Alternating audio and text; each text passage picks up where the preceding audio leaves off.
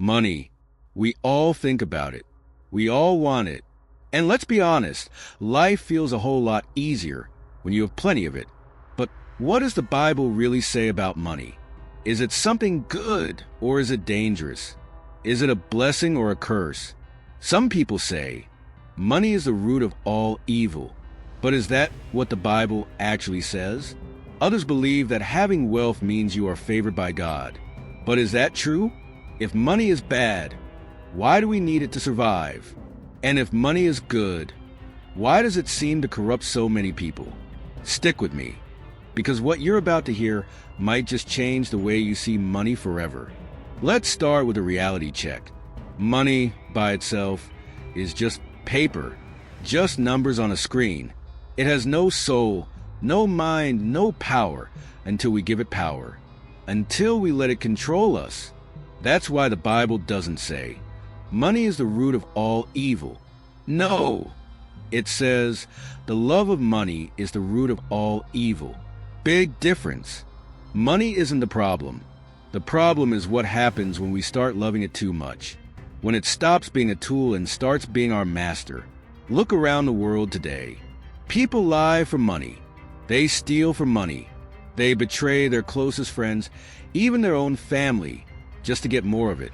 Some people work themselves into the ground, ignoring their health, their children, their marriages, just to chase another paycheck. Others will do anything to appear rich, even if it means drowning in debt. But here's the real question. If money is supposed to solve all problems, why do some of the wealthiest people on earth still feel empty? Think about King Solomon, the richest man who ever lived.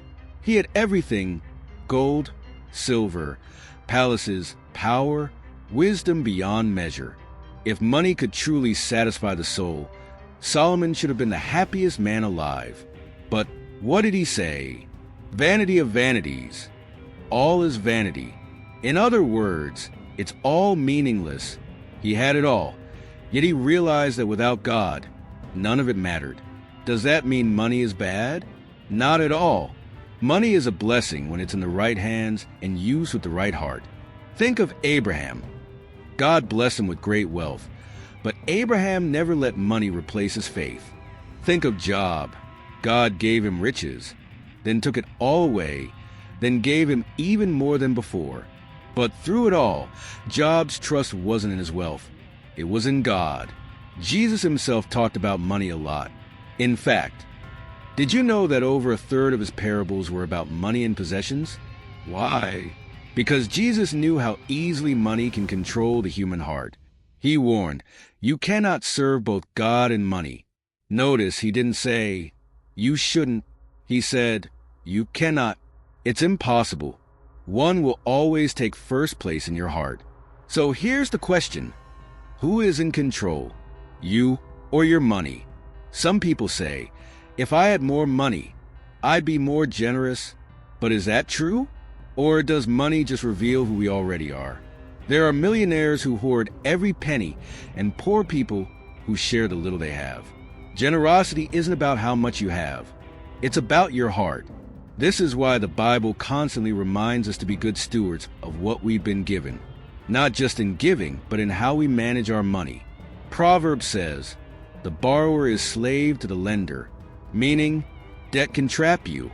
How many people today are drowning in loans, in credit card debt, living paycheck to paycheck? Instead of owning money, money owns them. But then there's another extreme, those who think being rich automatically makes you bad. That if you have wealth, you must be greedy. But that's not true either. Some of the greatest people in the Bible were wealthy. Joseph managed all the wealth of Egypt. David was a king with enormous riches. Lydia in the New Testament was a successful businesswoman who used her money to support the early church. The issue isn't money, it's what you do with it. And that brings us to a deeper question. Why do you want more money? Is it just for yourself? Just to prove something? Just to look successful? Or is it because you want to be a blessing? Because you want to help others? Build the kingdom of God.